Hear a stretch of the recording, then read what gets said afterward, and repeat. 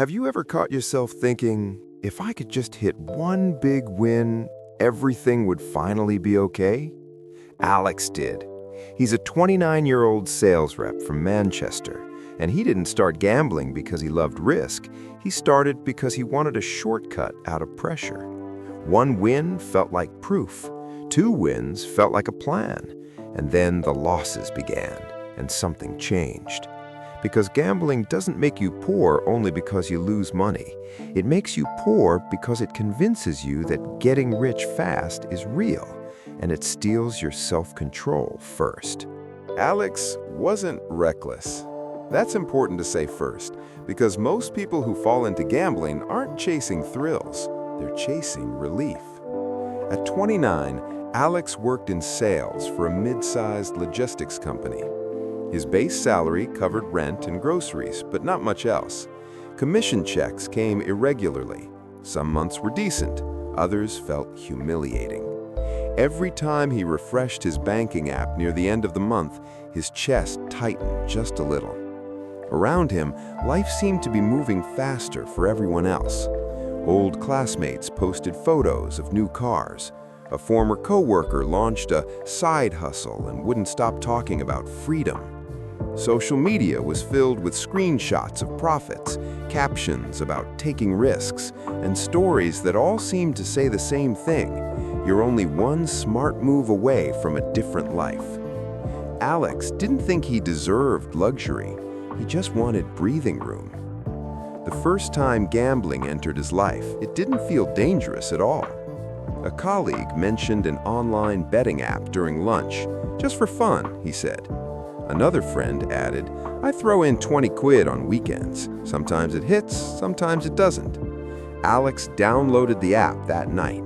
He told himself 3 things you might recognize. I'm disciplined. I won't be stupid with it. I'll stop if it gets uncomfortable. The first bet was small. It won. Nothing dramatic, just enough to feel a quiet spark in his chest.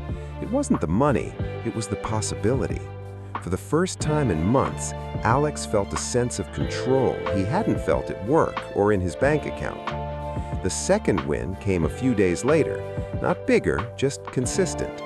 That's when the story in his head began to change. Alex didn't think, I'm lucky. He thought, I'm seeing patterns. He started watching videos, reading comments, learning the language, odds, timing, smart plays. The more he learned, the more it stopped feeling like gambling and started feeling like strategy. This is the moment where most stories quietly turn. Alex began doing something subtle but dangerous. He started planning his future around money he hadn't earned yet. If this hit, I could clear my credit card. If that went through, next month would be easier. If I just caught one decent win, everything would reset. Gambling wasn't replacing his job, but it was replacing hope. It became the place where he imagined solutions. And because the app lived in his phone, it followed him everywhere. On the train to work, during lunch breaks, late at night when the house was quiet and the pressure was loud. When Alex lost, it didn't scare him yet. Loss felt temporary, correctable, almost technical. I just mistimed it. That one was unlucky. Next one balances it out. What he didn't notice was the shift in his thinking. Before gambling, Alex solved problems slowly, budgeting, negotiating, waiting. After gambling, his brain began craving immediate repair. When work stressed him out, he didn't plan, he opened the app. When bills piled up, he didn't adjust, he looked for a bet. And without realizing it, Alex stopped asking the most important question. Is this helping my life or just distracting me from it? He still believed he was in control. That belief felt essential because the moment he questioned it, everything would fall apart. And this is why gambling is so dangerous, not because it starts with recklessness, but because it starts with reasonable people under pressure. Alex wasn't chasing excitement. He was chasing a version of his life where he could finally relax. But the thing about shortcuts is this: They don't remove the distance, you just pay the cost later, with interest. Alex didn't realize when the line was crossed. There was no dramatic moment where gambling suddenly took over. It happened quietly, inside his head. At first, gambling felt optional. Now it felt necessary. The strange thing was that Alex didn't even need to win anymore to feel pulled back in. What hooked him was something far more subtle, hope that looked rational. Psychologists call this variable reward. Alex experienced it as sometimes it works. One night he lost 120 pounds. The next night he won 180 pounds. That single win erased the pain of the loss, not financially, but emotionally. His brain didn't register the net result, it registered relief, and relief is powerful. Alex started noticing a pattern, not in the odds, but in himself. After a loss, his body felt tense, his jaw tightened, his thoughts raced. The only thing that seemed to calm him down was placing another bet. That's the first trap. You're not gambling to win anymore. You're gambling to stop the discomfort of losing. Alex told himself he was just evening things out, but what he was really doing was chasing a feeling of emotional balance. Then came the second trap, near-miss moments. There were nights when Alex came close, painfully close, one card off, one goal away, one number short. Every time that happened, his brain whispered the same lie. You were almost right. That means you're improving. In reality, almost winning and almost losing are the same thing, but the brain doesn't process them the same way. Near misses light up the same neural pathways as wins. They create urgency, momentum, the illusion that success is just around the corner. Alex began increasing his bets, not recklessly, but logically. If he was this close before, the next one made sense. That's the third trap, chasing losses. After losing 300 pounds in one weekend, Alex didn't panic. He became focused. I can't stop now. Stopping means accepting the loss. One solid hit and this weekend disappears. This is where gambling stops being about money and starts being about identity. Alex didn't want to be someone who lost, so he kept playing, not to win, but to rewrite the story. And the longer he played, the harder it became to walk away. This leads to the fourth trap, sunk cost. By now, he'd invested time, attention, emotion, and pride. Quitting felt like throwing all of that away.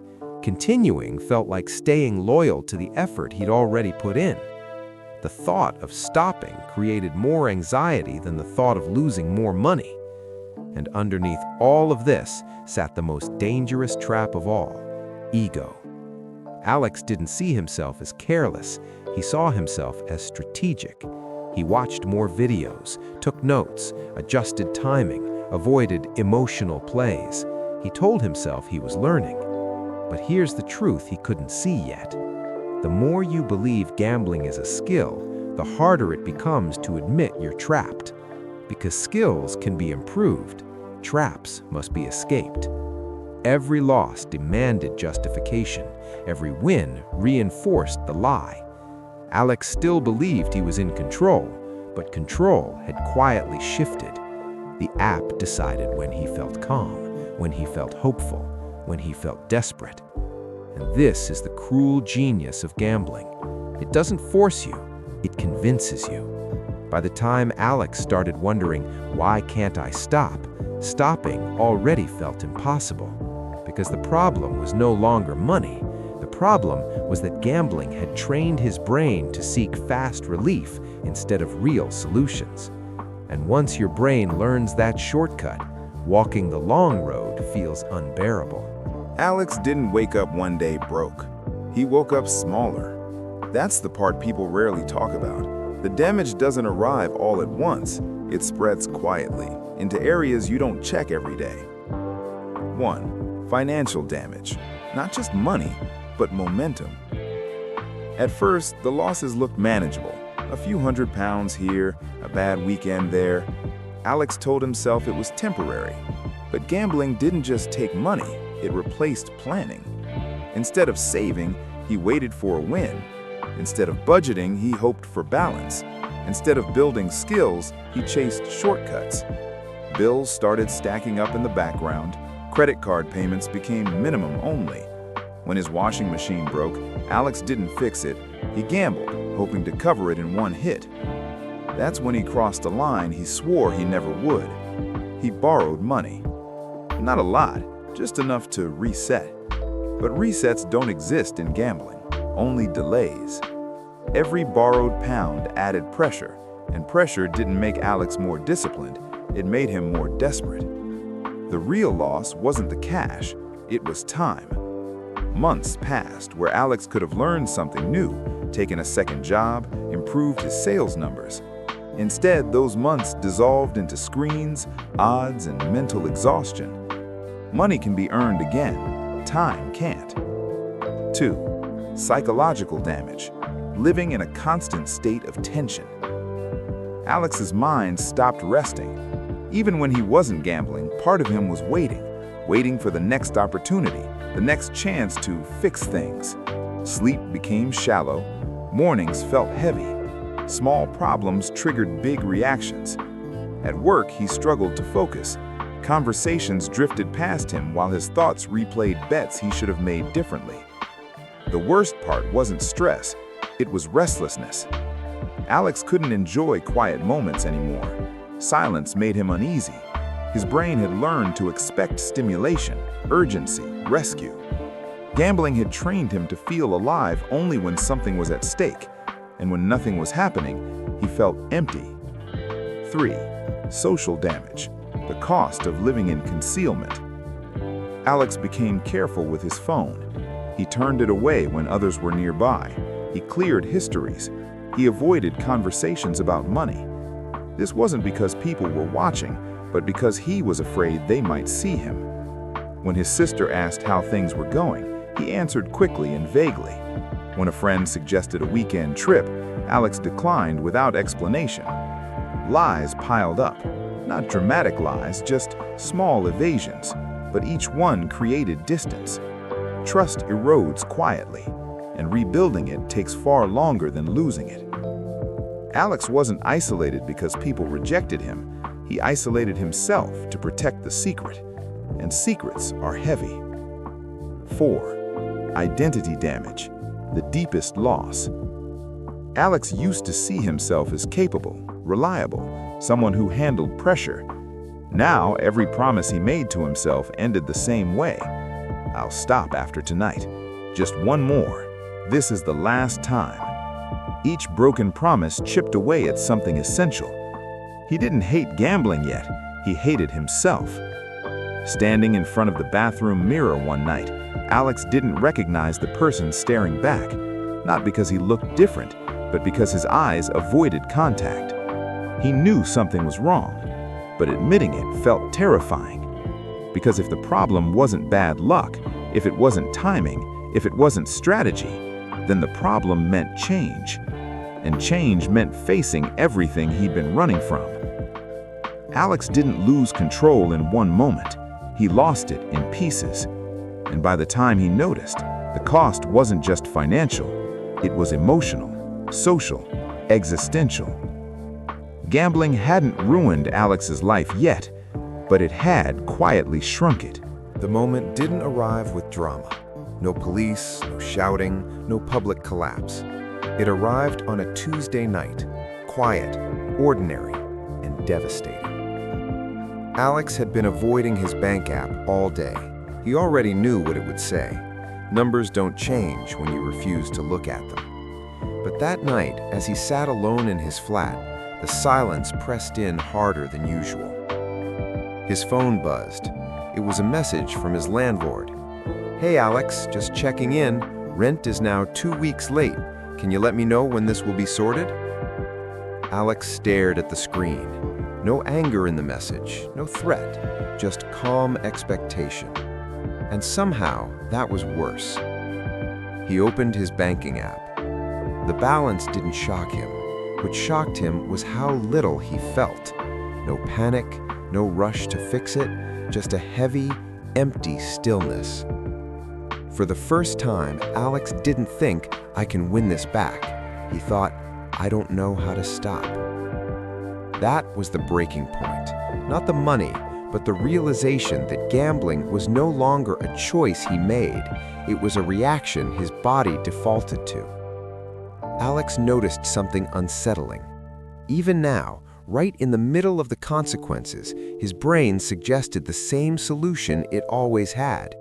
One good win could solve this. That thought terrified him, because it meant gambling wasn't the escape anymore, it was the cage. Alex put his phone down and sat on the edge of the bed.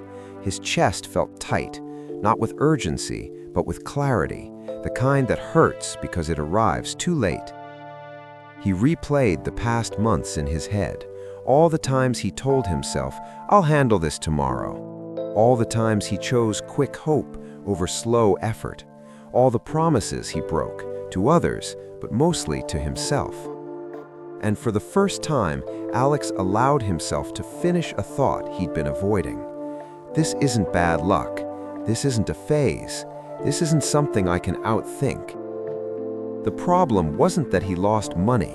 The problem was that he had been using gambling to avoid sitting with discomfort, to avoid feeling behind, uncertain, inadequate. Gambling offered him a fantasy where effort wasn't required, where time could be skipped, where pressure could be erased in one move. But reality doesn't work like that. Alex realized something else that night, something small but powerful. Despite everything, he felt lighter. The moment he stopped pretending he was one win away, a strange calm settled in. Not relief, not happiness, honesty. He wasn't okay, but he was done lying to himself. Alex didn't swear he'd never gamble again. He didn't make dramatic vows. He did something quieter and far more difficult. He admitted he needed to stop.